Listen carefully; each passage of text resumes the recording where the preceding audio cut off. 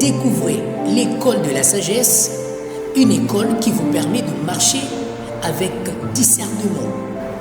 Réfléchissez avant d'agir. Éclairez vos vies par la connaissance et par la foi.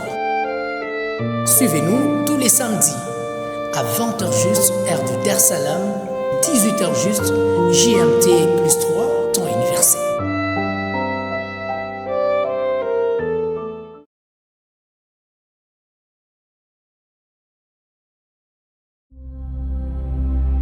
Deuxième partie sur le salut.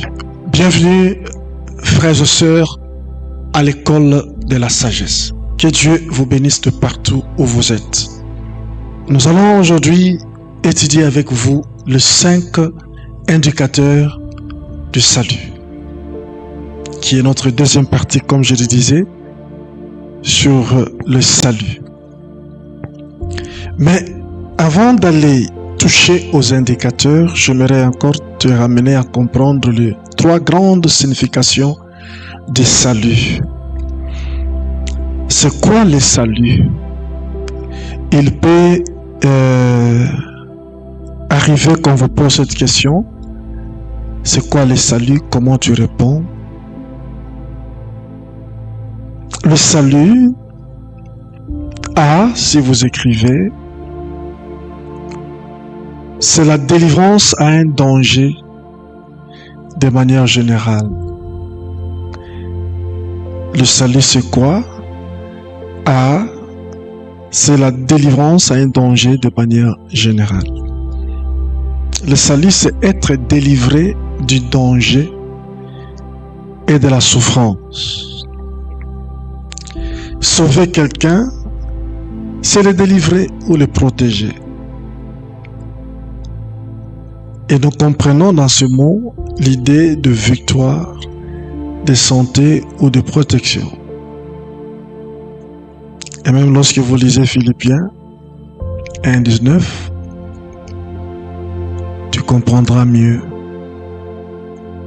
sur la délivrance. Alors, B, le salut,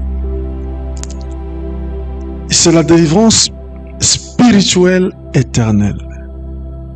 Parce que celui qui n'est pas sauvé, il est perdu éternellement.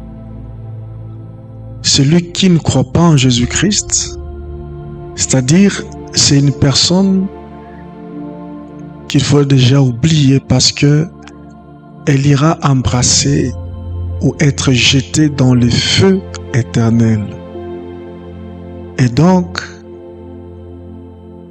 le salut, c'est la délivrance éternelle. Tous les jours de ta vie, d'éternité en éternité, tu es épargné à ce feu éternel.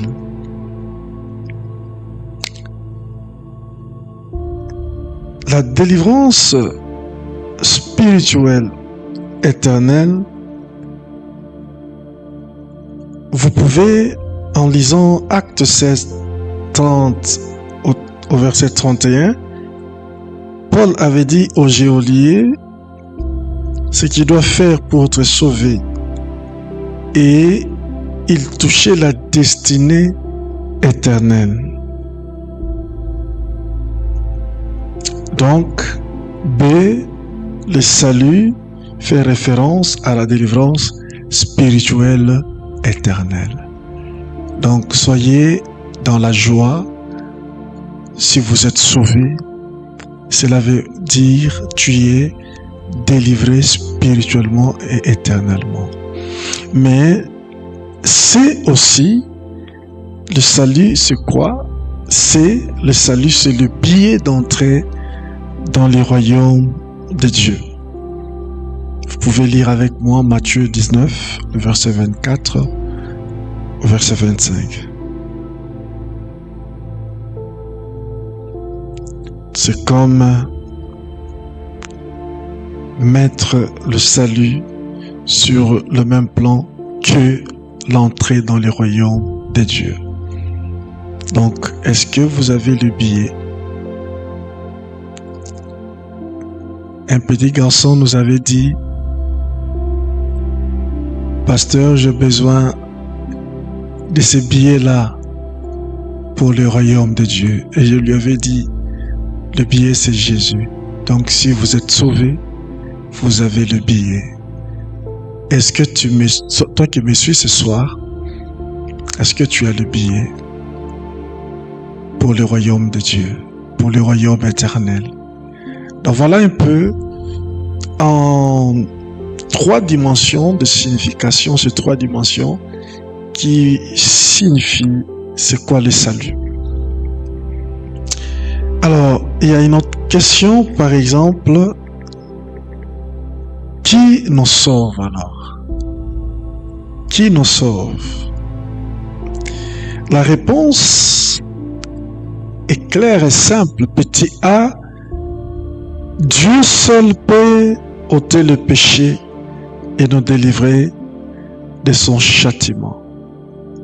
Il faut lire 2 Timothée 1, le verset 9, Tite chapitre 3, verset 5. Dieu seul peut ôter le péché et nous délivrer de son châtiment par son Fils Jésus-Christ. Qui nous sauve? La réponse, eh bien, il est clair comme je le disais, c'est Dieu qui nous sauve, c'est Dieu qui ôte le péché par son Fils Jésus-Christ. Petit b, comment Dieu nous sauve-t-il? Ça peut aussi être une question. Comment Dieu nous sauve-t-il? D'après la doctrine chrétienne du salut, Dieu est venu nous sauver par Christ. Jean 3, 17 les démontre.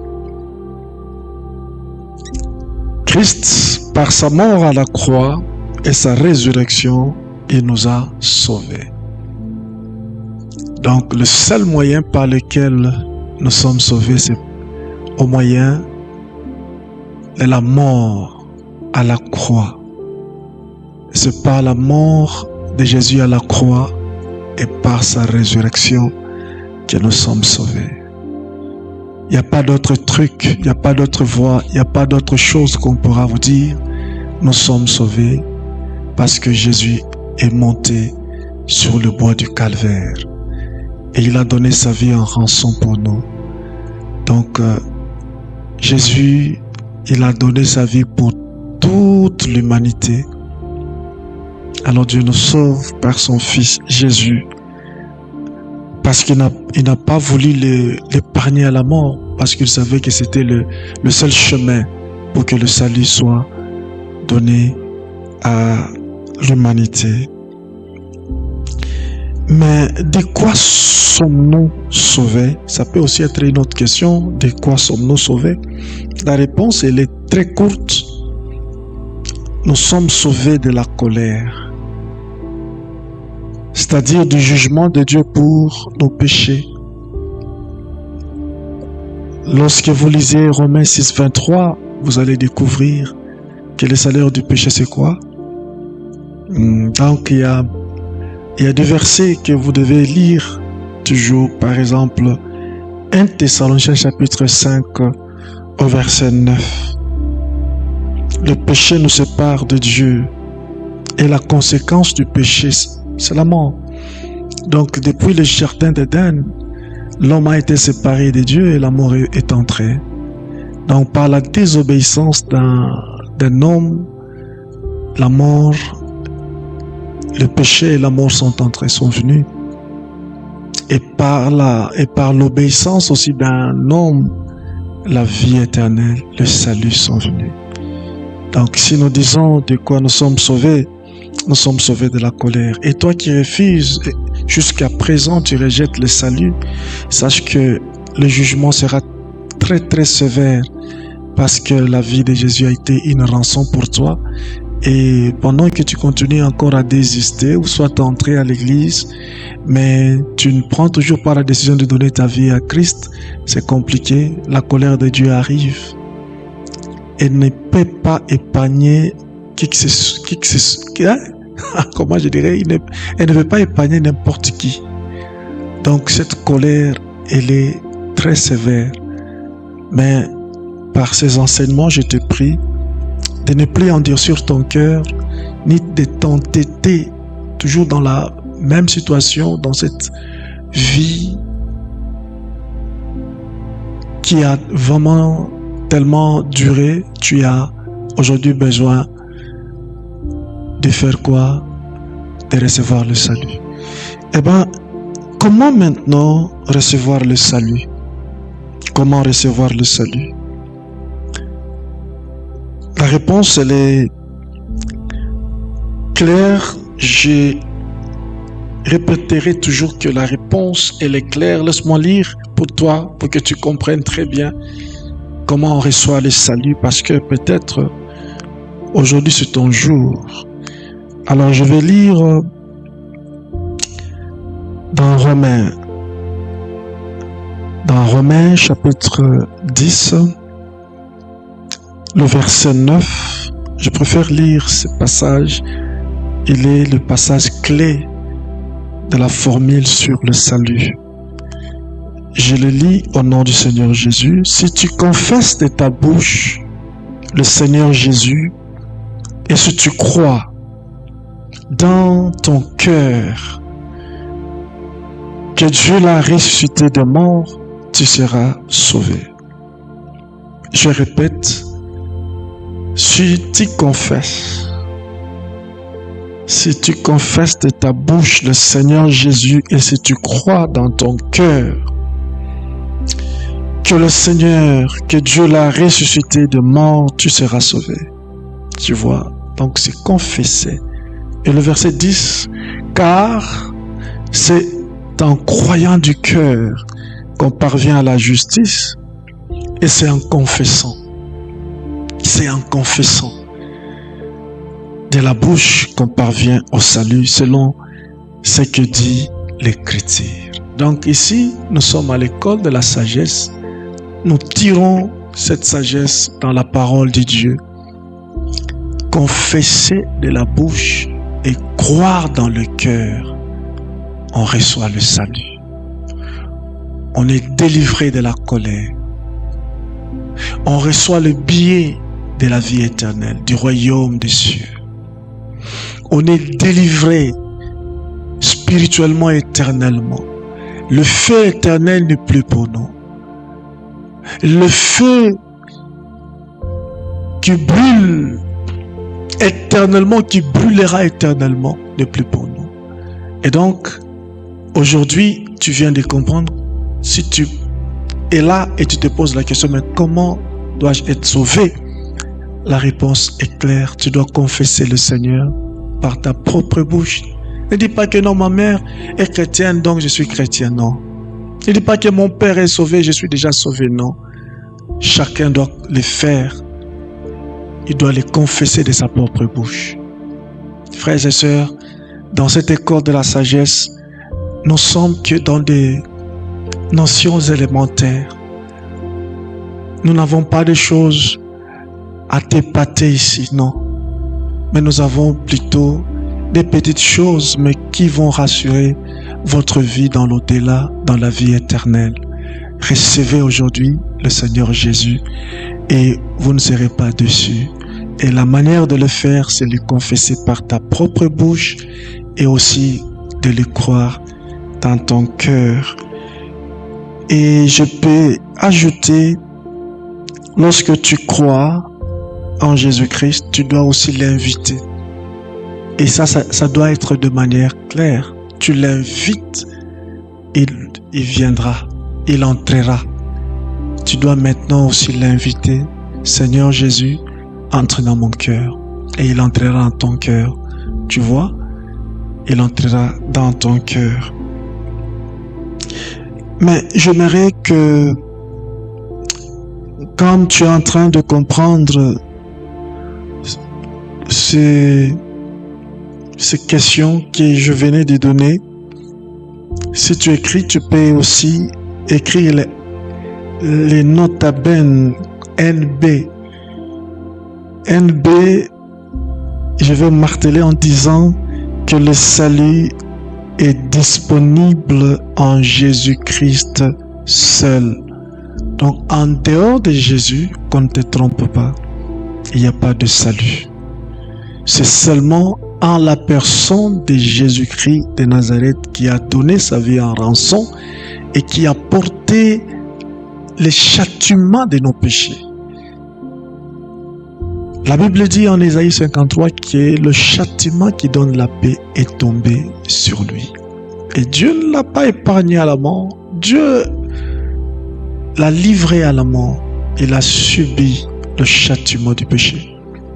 Il a été flagellé, sanctionné. Il a été un homme de douleur. Voilà pourquoi nous disons que en dehors de lui, il n'y a pas de salut. Le salut se trouve seulement en Jésus-Christ. Alléluia, car c'est vraiment le don de Dieu pour nous. Eh bien, je vais ajouter quelque chose de très, très, très important. Je loue le Seigneur parce que je suis sauvé et je vais continuer à aimer le Seigneur tous les jours de ma vie. Et toi aussi, tu dois le faire aujourd'hui. Et je bénis le Seigneur pour toi qui es sauvé. Mais pour toi qui n'es pas encore sauvé, aujourd'hui c'est ton jour. Tu ne vas plus encore gaspiller ta vie avec ce monde. Alors, je vais augmenter pour toi quelque chose. Le salut selon Dieu révèle plutôt 4 choses. Le salut selon Dieu révèle 4 choses. Premièrement, pour Dieu, c'est une offre de son amour. Dieu offre son amour pour l'humanité. Donc, pour Dieu, quand on parle du salut, il voit son amour qu'il a manifesté pour l'humanité. En lisant Jean 3, 16, 17 à 18, tu peux comprendre. La Bible dit, en effet, Dieu a tant aimé le monde qu'il a donné son Fils unique afin que quiconque croit en lui ne périsse pas mais qu'il ait la vie éternelle. Dieu, en effet, n'a pas envoyé son Fils dans le monde pour juger le monde, mais pour que le monde soit sauvé par lui. Le verset 18 dit, celui qui croit en lui n'est pas jugé, mais celui qui ne croit pas est déjà jugé parce qu'il n'a pas cru au nom du Fils unique de Dieu. En d'autres termes, il a rejeté cet amour que Dieu a offert, cet amour que Dieu nous a présenté. C'est comme une main que Dieu nous tend et tu rejettes la main de Dieu. C'est comme une grâce non méritée que tu rejettes. Donc c'est compliqué. Vous devez comprendre que le salut, c'est aussi l'offre. Ça veut dire Dieu manifeste son amour. Dieu met son amour sur le plat pour tout le monde. Alors c'est à toi de prendre ou de rejeter, mais je te conseille aujourd'hui de le prendre, d'accepter l'amour que Dieu te montre, que Dieu manifeste pour toi. Romains 5, 7 à 8 dit, mais voici comment Dieu prouve son amour envers nous, alors que nous étions encore des pécheurs, Christ est mort pour nous. Donc Dieu prouve son amour.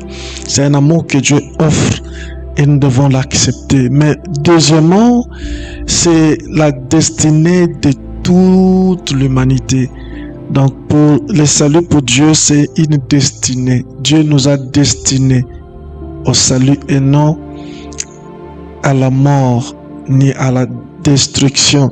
1 Thessaloniciens chapitre 5, 9 nous dit clairement, en effet, Dieu ne nous a pas destinés, tu vois, à la colère mais à la possession, à l'acquisition du salut par notre Seigneur Jésus-Christ. Donc comprenez que non seulement Dieu prouve son amour, Dieu manifeste l'amour, mais ici Dieu aussi a destiné. Ne viens pas dire que je n'étais pas dans la liste, non, tu es aussi dans la liste.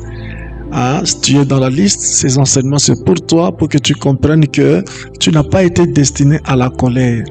On avait dit que le salut c'est la délivrance. À quoi? De quoi nous sommes sauvés? De la colère. Donc si toi tu ne veux pas être sauvé, tu acceptes la colère de Dieu à venir. Tu acceptes, donc tu es candidat de subir cette colère et ce châtiment. Mais pourquoi? Tu peux bien faire aujourd'hui en prenant une bonne décision.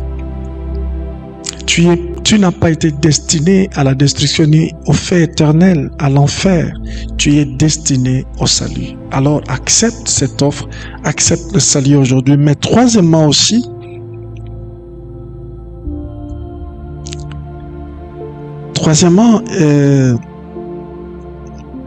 le salut pour Dieu, c'est un don gratuit. Ephésiens 2:8 le dit clairement, la dernière partie, il dit que c'est le don de Dieu. C'est le don gratuit. Frère, quelqu'un a souffert à ta place et à ma place.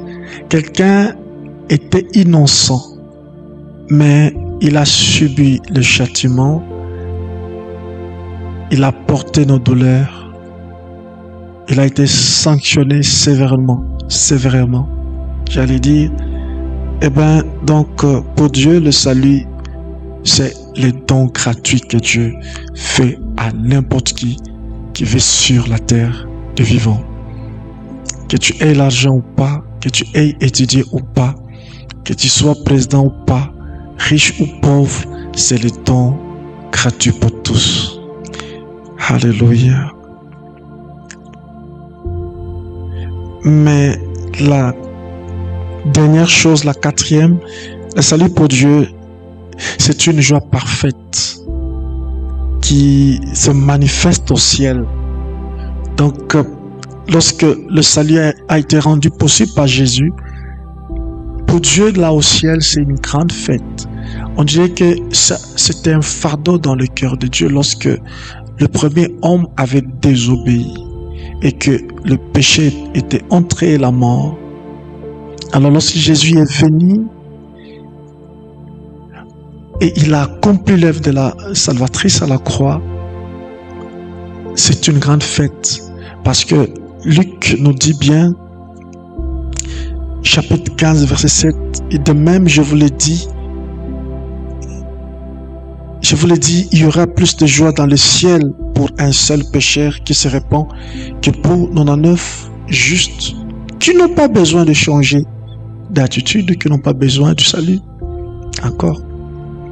Donc, voyez-vous que quand tu donnes ta vie à Jésus, quand tu reçois le salut, quand tu, quand tu te confies ton cœur en totalité, sans rien retenir, c'est une joie. La joie n'est pas au ciel lorsque le boiteux marche ou les aveugles voient, mais il y a une joie lorsque ta famille est sauvée, lorsque votre maison est sauvée. Toi et tes frères, toi et tes cousines, tes cousins, tes oncles, vous êtes sauvés. Alors c'est vraiment une grande joie. Je bénis le Seigneur parce que aujourd'hui, tu ne vas plus refuser, premièrement, l'amour de Dieu, que Dieu te présente. Il te présente son amour sans regarder ton passé ou ton présent, ce que tu fais. Tu es en quoi? Sans que Dieu regarde à la méchanceté que nous manifestons. Dieu ne regarde pas à toutes nos fautes, à tous nos défauts, mais Dieu, il voit son amour par son Fils Jésus qui est venu prendre ta place. Ensuite, Dieu s'est dit que moi, je ne t'ai pas destiné à la destruction ni à la colère. Je t'ai destiné, toi, à une vie meilleure. Dans la vie que tu mènes aujourd'hui, que tu aies l'argent ou pas, mais Dieu t'a destiné à une autre vie plus meilleure que celle-ci. C'est la vie dans l'au-delà. C'est à toi de prendre ou de rejeter, comme il nous dit en Deutéronome 30. Il a mis deux chemins devant nous, la mort et la vie, la bénédiction et la malédiction. Il laisse le libre arbitre à tout homme de choisir. Frère, le salut, c'est la clé pour le royaume des cieux. Comme j'avais dit, le billet. Tu as besoin de faire tout, le tout possible aujourd'hui donner ta vie à Christ.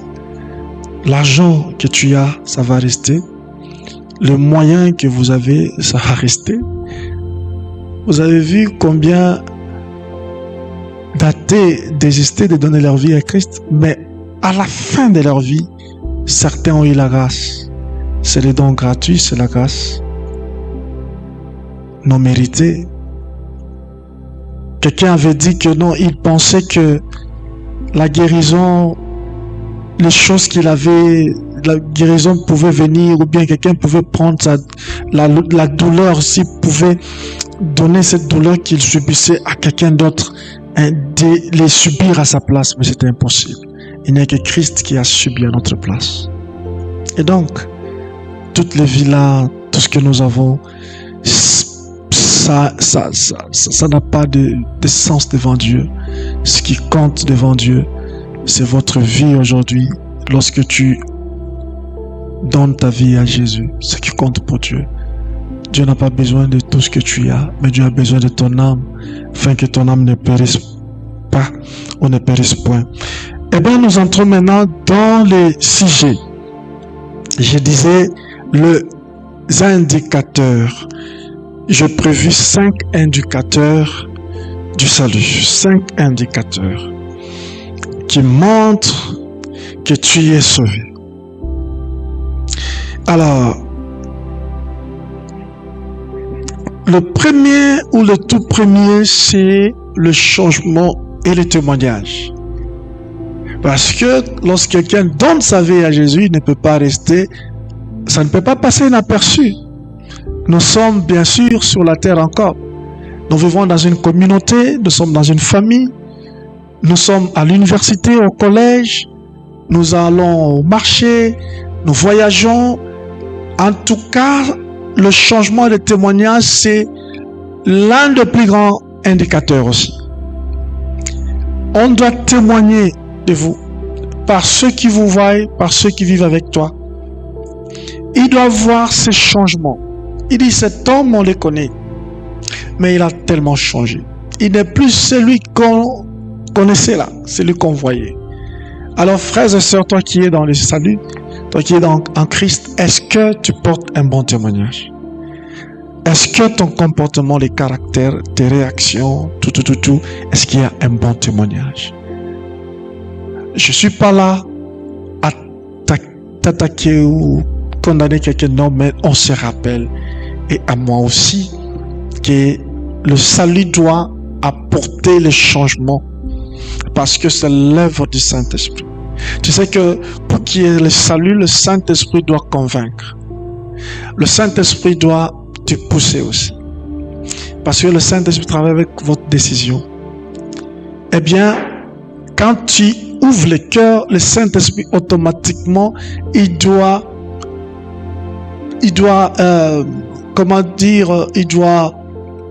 provoquer ce changement afin qu'il y ait un témoignage. Tu dois porter le témoignage, un bon témoignage partout dans la cité. Tu dois porter ce témoignage. On doit t'appeler réellement véritable lumière. On doit réellement t'appeler le sel du monde, le sel de la terre plutôt, la lumière du monde.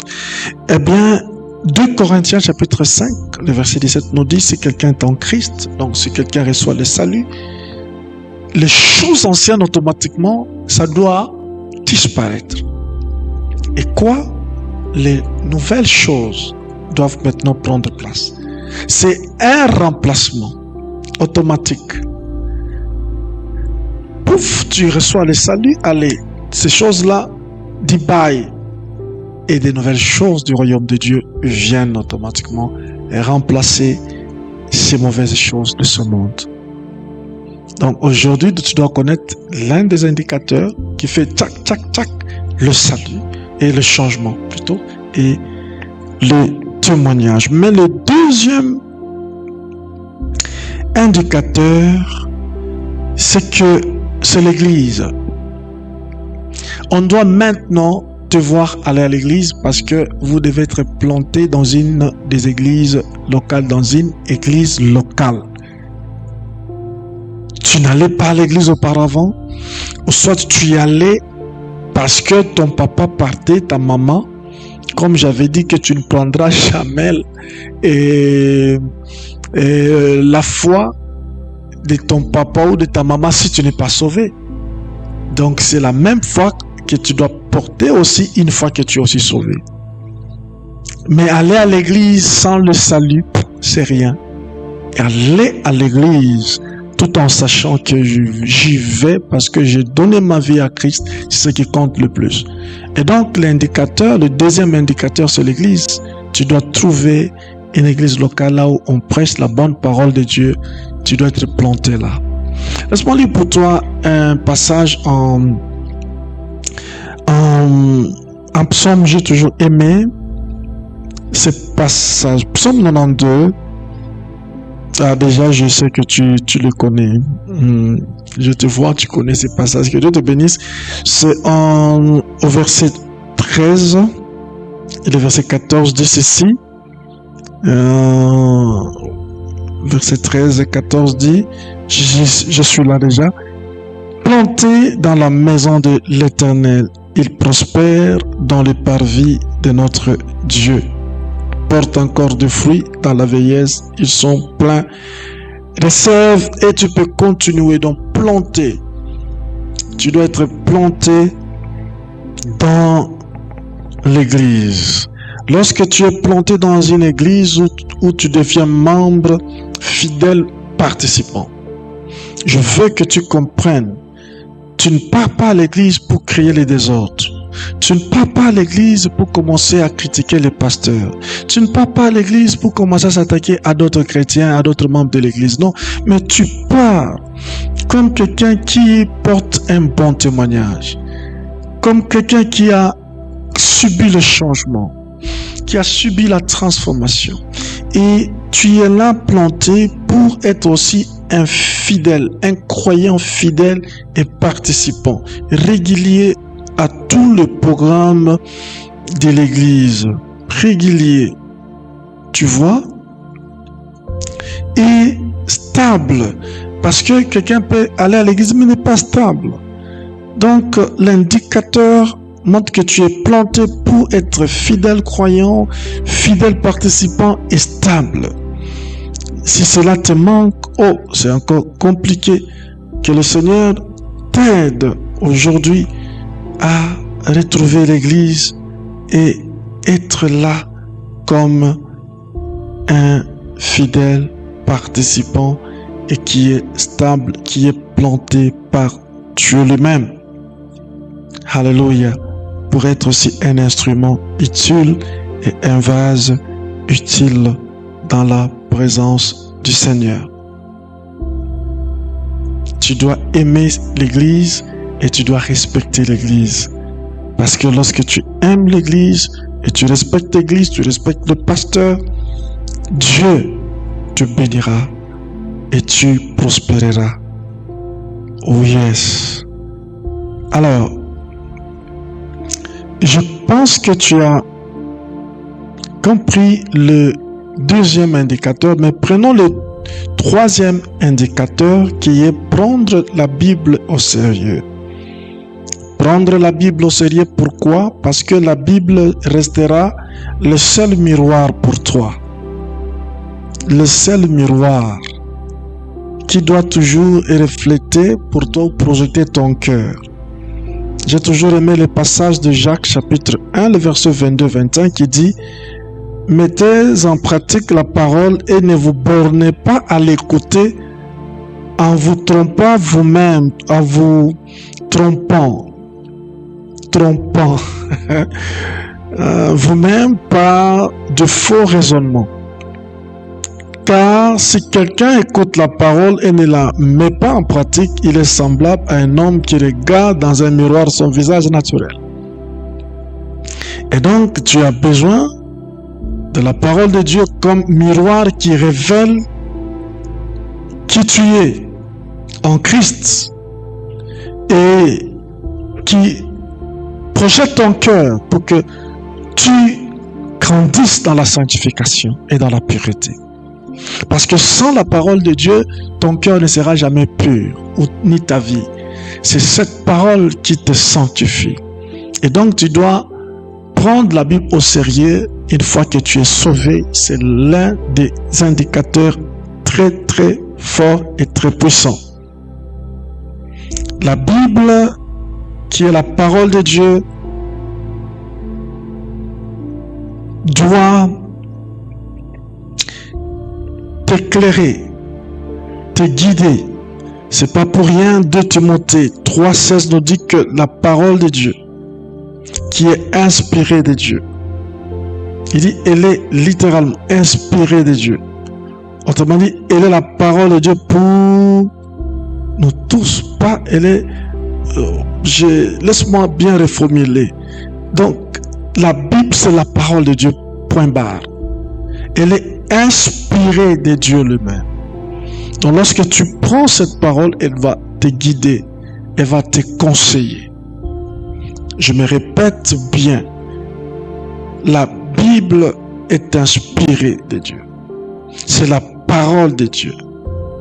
Alors, en étudiant la Bible quotidiennement, elle va te guider, elle va te conseiller, elle va beaucoup t'aider à chasser de fausses philosophies. Elle va inspirer aussi votre cœur à faire de bonnes choses. Vous comprenez? Prends ta Bible au sérieux.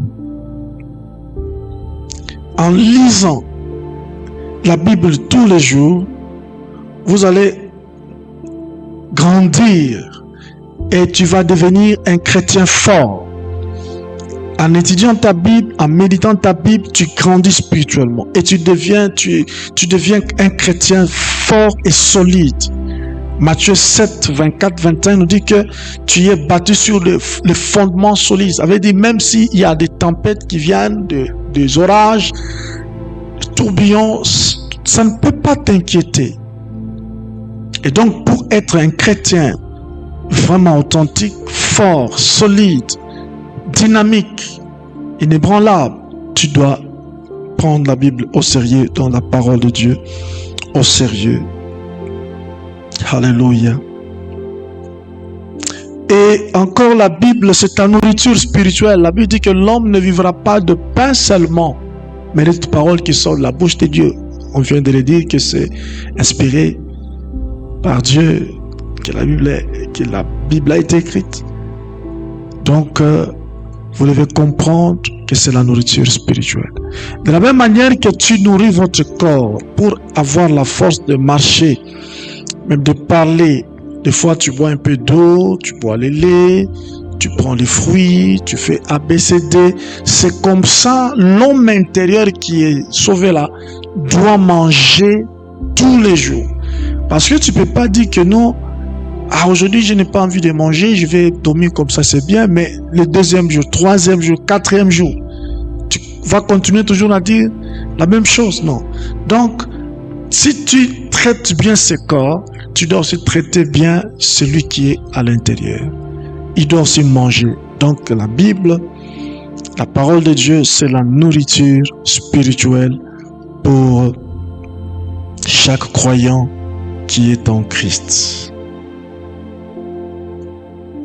Et en étudiant la Bible, ça vous prévient à de faux enseignements, comme vous le savez, que l'apôtre Paul nous a prévenu, acte 20, quand vous lisez tous les chapitres, vous allez comprendre qu'il y a de bêtes féroces, il y a de faux frères, de faux pasteurs, de faux ministres de Dieu, qui peuvent aussi amener certains enseignements qui portent beaucoup d'hérésie. Donc vous devez lire ta Bible tous les jours et le Saint-Esprit va beaucoup vous aider afin que tu ne puisses pas tomber dans les faux enseignements. Mais il y a quelques avantages de la Bible. Le tout premier avantage, lorsque quelqu'un étudie sa Bible, il est équipé. Tu seras équipé pour servir Dieu. Tu peux lire 2 Timothée, là où nous étions, 3, 16 à 17. Ephésiens 6, 17, c'est l'épée l'épée de l'esprit. Hébreux 4:12 nous dit aussi c'est l'épée à double tranchant. Mais deuxième avantage de la Bible, quand tu lis la Bible, tu étudies la Bible, elle donne un sens à ta vie. Elle donne un sens à ta destinée. Josué 1:8, Jacques 1:25. Alors, un autre avantage, la Bible illumine les yeux de notre cœur et elle t'aide à avoir des révélations comme dans Ephésiens 1 à partir des versets 16, 17, 18. Et la Bible nous rend sages. Donc voici un peu quelques. Je ne saurais pas donner les tout, mais bref, c'est un peu ça. Quelques avantages de la Bible. Mais le quatrième, on est en train de chuter, indicateur, c'est la prière. Frère, tu ne peux pas dire que tu es sauvé et tu ne pries pas. Comme on venait de le dire au troisième indicateur qui est la parole de Dieu, la Bible, c'est comme ça aussi, il faut prier. L'apôtre Paul dit, priez sans cesse. Donc si vous devenez aujourd'hui enfant de Dieu, parce que vous êtes en Christ, vous devez prier. Et la prière quotidienne te met en bonne relation avec Dieu, parce que tu dois communiquer avec ton Père spirituel, ton Papa qui est dans les cieux. C'est grâce à la prière, c'est une chance, c'est une conversation. Et vous devez le faire. La prière n'est pas seulement des pétitions, des demandes, mais la prière, c'est garder aussi cette constance de relation entre toi et ton Dieu, entre toi et ton Père. Tu dois prier quotidiennement. Et la prière aussi t'aide à faire connaître à Dieu tes besoins. C'est toujours par la prière. Donc, ne dis pas que tu es sauvé et tu ne pries pas. C'est vraiment compliqué. Et la prière montre aussi un autre signe d'humilité. En priant, tu montres à Dieu que je ne suis rien, je dépends de toi, mon Père. Tu es le tout pour moi. Donc, c'est aussi un autre signe d'adoration. Quand tu pries, tu adores le Dieu, ton Dieu. Et donc, tu dois prier tous les jours. Tu ne peux pas arrêter de prier. Alléluia. Je suis vraiment ici touché pour insister que aujourd'hui la prière est en train de baisser à cause de beaucoup de distractions. Les téléphones, la technologie aujourd'hui, on dirait que nos téléphones viennent récupérer ou prendre la place de la prière. Ne laisse rien prendre la place de la prière dans ta vie. Je crois que nous reviendrons parler aussi de la prière dans nos prochaines émissions sur les illustrations de la prière. Et la toute première, tu vas comprendre que le téléphone, que ta femme, que votre époux, que vos enfants, que ton travail ne prennent pas la place de la prière. Si tu es sauvé, tu dois prier. Daniel était un homme, on nous dit à Babylone, comment il priait 3 fois, alors qu'il travaillait à la présidence, au palais royal. Il a été même conduit, être accusé à cause de sa vie de prière. Parce que ces hommes, ces accusateurs disaient, on ne trouve plus rien en lui. Si, pour bien l'avoir, c'est la loi de son Dieu, c'est sa vie de prière, il faut attaquer sa vie de prière. Frère, il y aura beaucoup de choses qui vont vraiment attaquer ta vie de prière, mais je t'exhorte aujourd'hui, c'est l'un des plus grands indicateurs aussi, la prière. Vous devez maintenir la balance de la prière. Mais le tout dernier indicateur, je vois le Saint-Esprit me pousser encore d'insister que prie. Élève encore le niveau de ta prière. Élève. Qui est ce feu de prière. Comme en Lévitique 6, 12 à 13, on dit que le feu ne s'éteigne point sur l'autel. Et ce feu-là, c'est le manche de la prière. que la prière continue dans ta maison, dans ton foyer, même au lieu de ton travail. Les autres religions n'ont pas honte. N'aie pas honte de prier dans ton bureau quand tu commences ta journée. Tu entres, tu ouvres la porte, tu fermes, tu pries. Commence le jour avec la prière. Termine ton jour avec la prière. Et j'exhorte à nos églises qu'on fasse encore monter la prière. C'est par la prière que beaucoup de choses vont être engendrées. C'est par la prière que le réveil va être provoqué. C'est par la prière que les dons vont venir, les dons du Saint-Esprit. Yes. Alors, je vais maintenant terminer avec cet indicateur qui est le fruit du Saint-Esprit. Le fruit du Saint-Esprit. Galates 5, 22, 23. Mais le fruit de l'Esprit, c'est l'amour, la joie, la paix, la patience, la bonté, la bienveillance, la fidélité, la douceur, la maîtrise de soi. Donc, en Jean 15, 2 dit: tout ça qui est en moi et qui ne porte pas le fruit, on les coupe. Donc c'est un indicateur terrible. Si tu crois en Jésus, tu dois t'efforcer à commencer à porter ou à produire le fruit. Le Saint-Esprit doit t'aider, tu dois produire le fruit. Oh, je prie que Dieu nous aide à produire le fruit. Parce que, mais comment on saura que cet arbre-là, c'est le manguier? C'est lorsqu'on voit les manguiers, on voit les mangues. Et l'oranger, c'est par le fruit qu'on connaît que tel arbre, c'est le manguier, c'est l'oranger, c'est le citronnier, tout ça. Alors, l'enfant de Dieu est identifié aussi par le fruit. Tu es pasteur, tu es ministre de Dieu, tu es chrétien, tu es chantre, tu es protocole à l'église. Un protocole, ouh! Excusez-moi, je ne peux pas aller là-bas. Mais le protocole, nous devons porter le fruit. Les intercesseurs.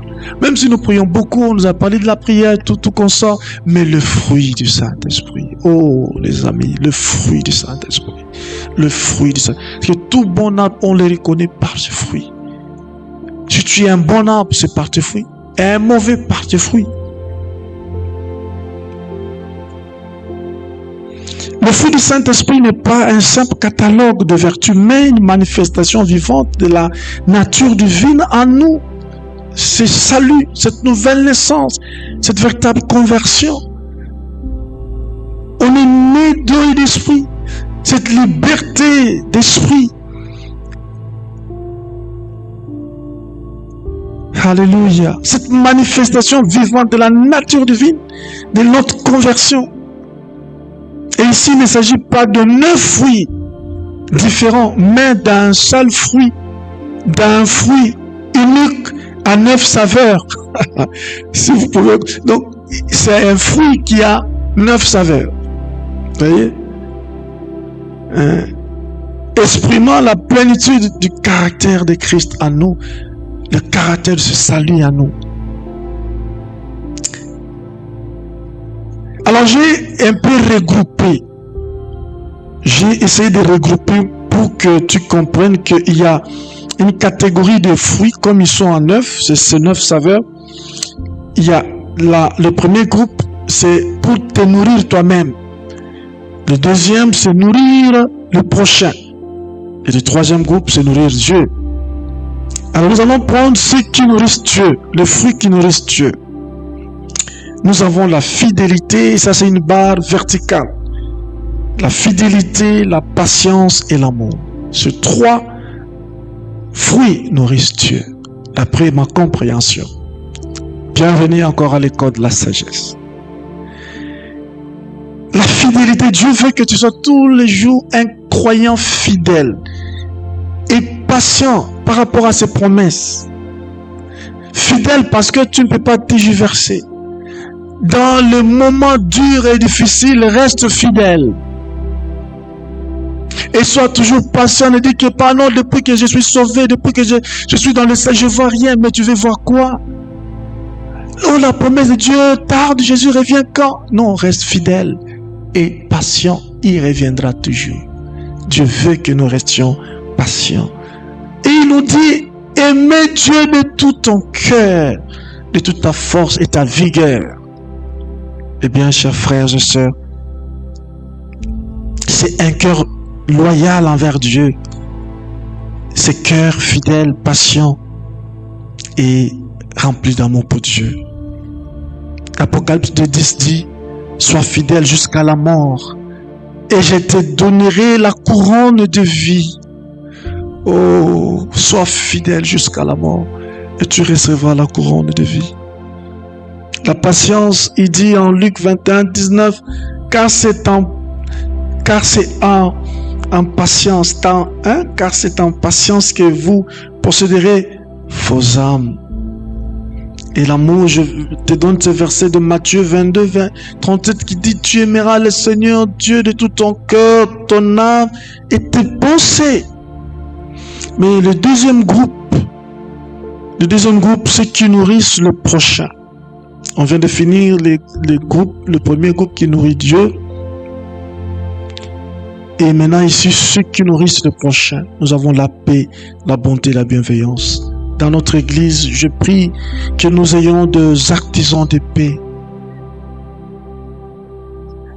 Des artisans de paix. Matthieu 5:9 dit, errez les artisans de paix, car ils seront appelés fils de Dieu. Fais la paix avec tout le monde. Cherche la paix. Ne sois pas instigateur, un provocateur des problèmes, des conflits. Non, fais la paix. Jésus a dit lui-même, je vous donne ma paix. J'aime Thessaloniciens qui dit, Dieu nous donne sa paix en tout temps et de toute manière.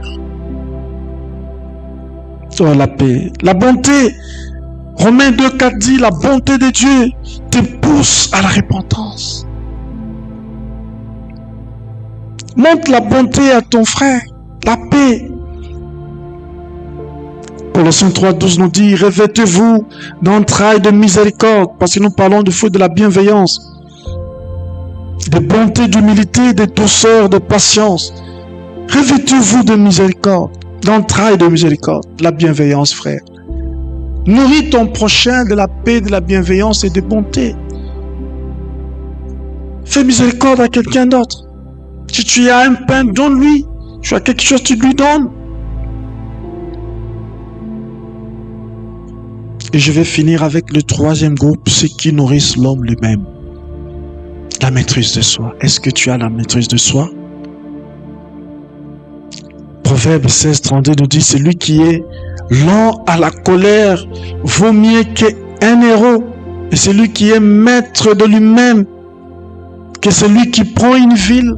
Sois aujourd'hui maître de toi-même. Le salut, c'est pas de blabla. Tu dois prouver ça. Et le prouver, c'est le fruit du Saint-Esprit. Alléluia. Sois maître de toi-même. Maîtrise ton corps. Maîtrise ta bouche, ta langue. Maîtrise tes regards. Sois maître de toi-même. Développe la maîtrise de soi. Porte ce fruit en toi. Mais il y a aussi la joie. Néhémie 8:10 nous dit que la joie de l'Éternel est votre force et notre force. Malgré des stress, des dépressions, il y a ceux qui pensent aller se suicider, il y a ceux qui disent que je suis au bout, je suis arrivé à la fin, maintenant ce mariage, ce foyer, cet homme, je ne le comprends plus, je dois quitter ce foyer, je dois quitter ce mariage, je dois abandonner la foi, Non, sois dans la joie et la force de Dieu viendra. Dieu interviendra toujours. Et je termine avec la douceur. Matthieu 11:29, il dit, apprenez de moi, car je suis doux et humble de cœur. Que Dieu nous bénisse, la douceur, soit toujours humble, soit doux. On dit que même la réponse douce calme la colère.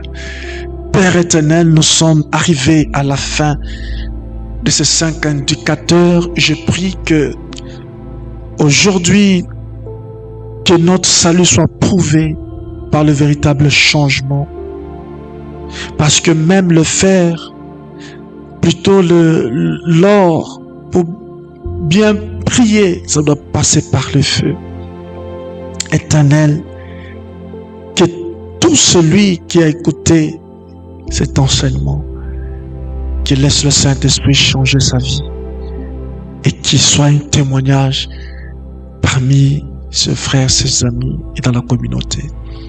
Merci pour le chemin de l'Église. Les premiers chrétiens étaient assidus au temple. Ils étaient là à la communion fraternelle avec les autres. Actes chapitre 2.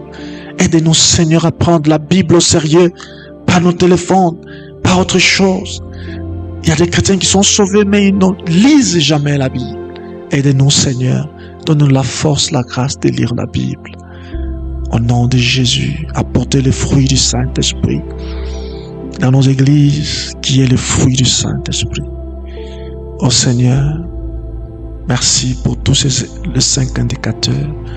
Nous avons ainsi prié avec action de grâce. Amen. Je vous salue de là où tu es. Si tu n'es pas encore sauvé, c'est une occasion. Donne ta vie à Jésus. Jésus t'aime, il t'attend, il t'a destiné au salut et non à la colère. Bye.